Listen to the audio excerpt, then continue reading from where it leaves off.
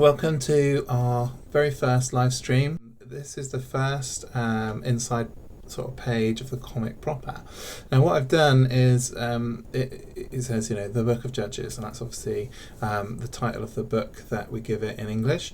But you might notice it has this legend underneath as well, which is after the death of Joshua.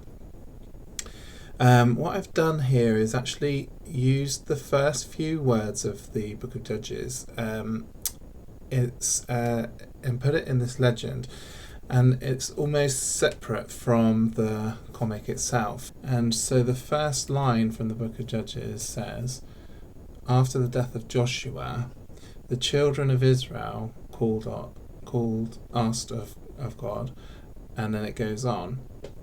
And in the English, it reads, the translation, after the death of Joshua, the children did this. But it becomes sort of confusing a bit later on, because in a few pages' time, Joshua dies. They say, and then Joshua died, and then this happened.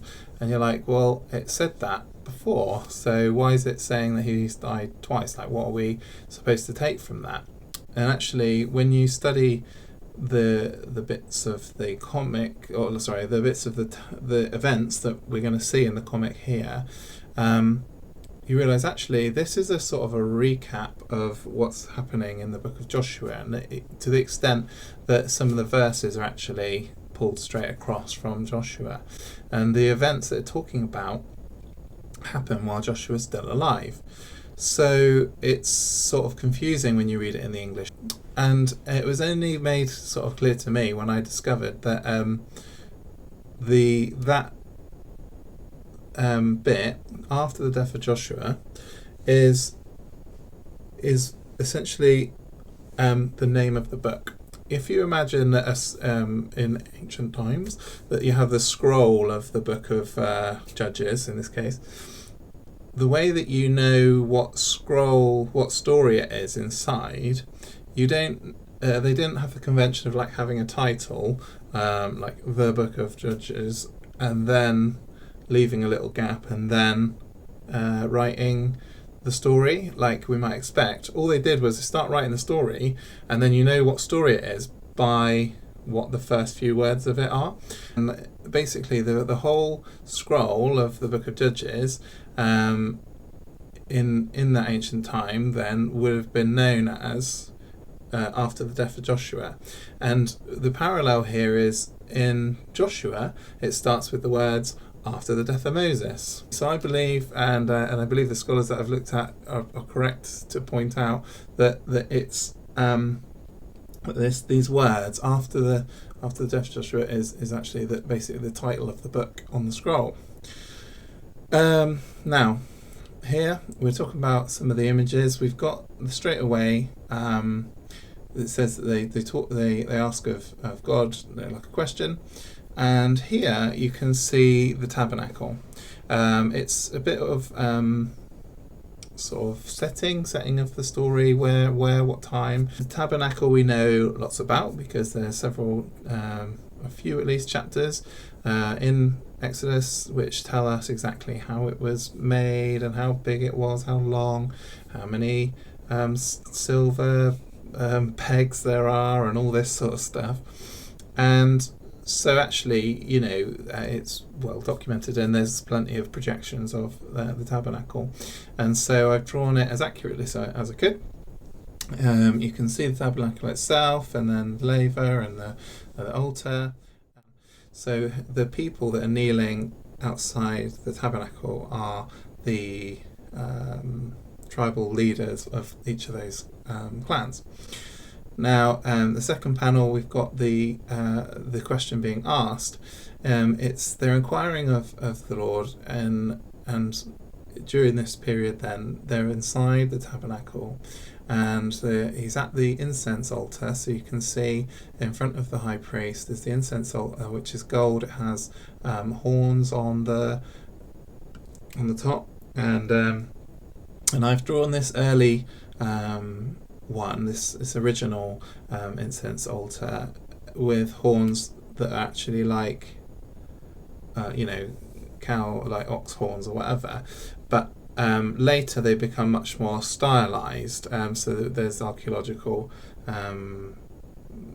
finds of altars of a similar nature, and they have the horns in the corners, but they're kind of they look like a castle's correlations. It's just like a flat top, and then the corner goes up like that, and that's the horns on the corner. But I've done it such that on the original one I've here that they've got it as actual like horns of gold.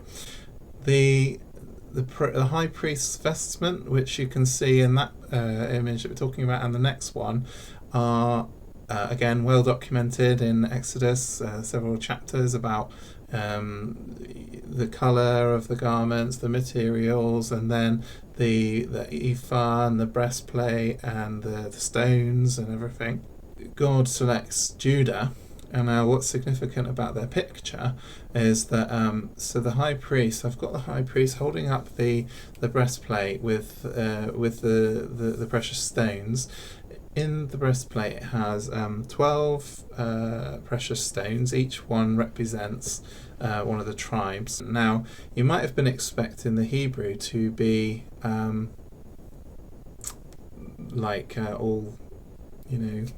curvy and etc. But in actual fact, this is Paleo Hebrew. Here, the priest is talking to the leader of a tribe. He comes out and he says to the leader of Judah, the priest himself is Eleazar. So because we know. This is the thing, when you drill down into the story in detail, you actually can know, the Book of Judges doesn't tell you who it is, but we know that in order to discern God's will, it must have been a priest involved, the high priest. We know the high priest at the time was Eleazar, so it's Eleazar. Then